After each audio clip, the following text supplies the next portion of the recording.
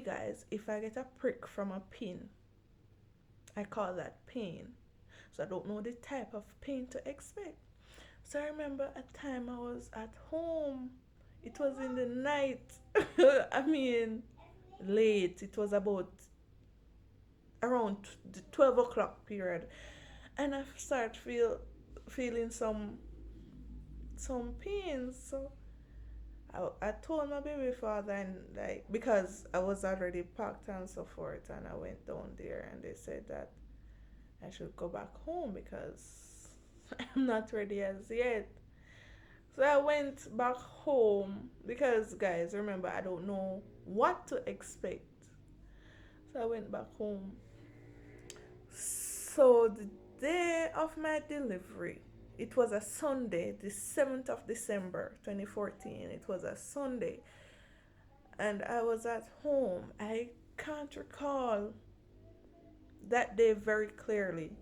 Believe me, guys. And thanks to my baby father that was there for me. Davian, big up yourself. He was there for me. He reminded me of the events of that day. So I was in bed in the morning. I was laying down. So I got up to go to the bathroom. Then I felt like some rushing water. I was like, what is this? So I called out to him and he came rushing to me. And it's like, he was like laughing at me and said, "What is that? What did it to yourself? You wet yourself?" Those were the games he was making at me, and then I was telling him like, "No, I think the water break." And he was. Then I started feeling some little cramps and so forth. So he called out to his cousin because his cousin was here as well, and both of them armed me up, took me to the car, and guys, that's the hardest drive I've ever gotten in my life. Trust me. My baby father was the one driving, and I mean, he was stepping. I don't think he hit brake any at all going to Mandeville. I doubt it. And when I reached down there, it's like they put me in a wheelchair, bring me upstairs in the elevator, and bring me to the room to get tested. So when I was in there, I was feeling the cramps. So the nurse came in and she was checking me. So she was saying that I was dilating really fast. So she was testing me. So she said that I could do normal delivery. When I think about it, I told her, I remember I told her that it was twin because I was alone with her in there. And she was saying to me, like, why didn't you tell me that before? And I was saying that I thought it was written in the file because you guys have my file, so I thought it was there. So she started. One of the things that scared me the most was when she tested me and told me that one of the babies had their hands over their head. I was like, oh my god. And then she said that I cannot do the normal delivery. I had to go into an emergency surgery. Guys, if you felt my heart at that time, because that's the first time I was doing a surgery. The first time. So actually I didn't know what to expect until the doctor came in and he started talking to me, and he told me that I have to sign a paper, need somebody else to sign for me. So I signed my part because they couldn't wait until I read everything. So they were going to give it to my baby father because he was the one outside. So he was the one who was supposed to read it and then sign. So after my mom came, because my baby father told me that he was scared to sign the paper, so he asked my mother to sign it. So my mother read it and she signed the paper. So after I left the room and head into the surgery room, Outside, I saw my mom and I saw my baby father because both of them was standing outside. So when I went out there, they they held my hand because I was on the thing going to the surgery room.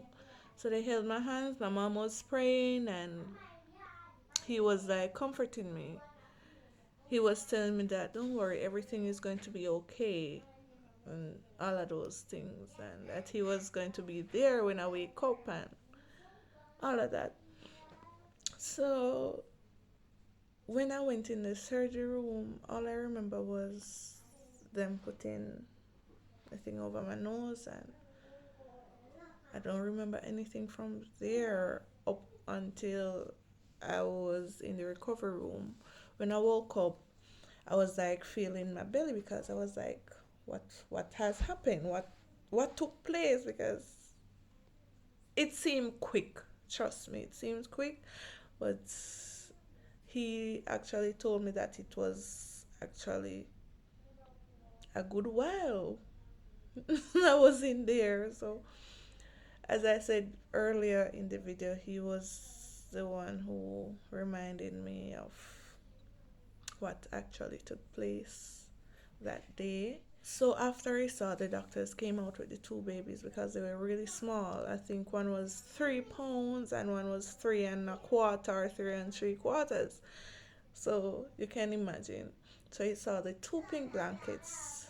So he knew that those were his kids. So he saw them, but he didn't budge because he was wondering what was happening to Kasana. So he sent his cousins up to the nursery with the babies, and he was downstairs waiting to see what was happening to me. That's actually what my mom said, and he told me as well. So after I came out, that was when he left that area after I left the recovery room and went back up to the maternity ward. So I can remember when the nurses took the babies to me because the anesthesia, it didn't wear off quick enough. It took a while to wear off because I was actually up there and the persons there, they were talking to me because there was a lot of persons there waiting to see Twinny. So it took a while to wear off. So while they were talking, I was hearing like a few words and then I fall back asleep. And I woke up, I was hearing a few words and I fall back asleep. So, guys, that anesthesia, that surgery, it actually affected my memory. Trust me, it affected me really bad because I can have a conversation with you like 2 weeks ago and come back to me today and reminding me of what we talk about, and I couldn't remember. I can't remember in detail. So I maybe remember a sentence or so, but like certain things I can't remember. Sometimes I don't remember any at all because my baby father have that problem with me because he might talk to me about something like a week or 2 weeks ago, and like he come back to me and like we're talking about the same thing, and he was like, yes, I told her that a couple weeks ago, and I was like, no, you didn't, and all of that. So that's how it affected me.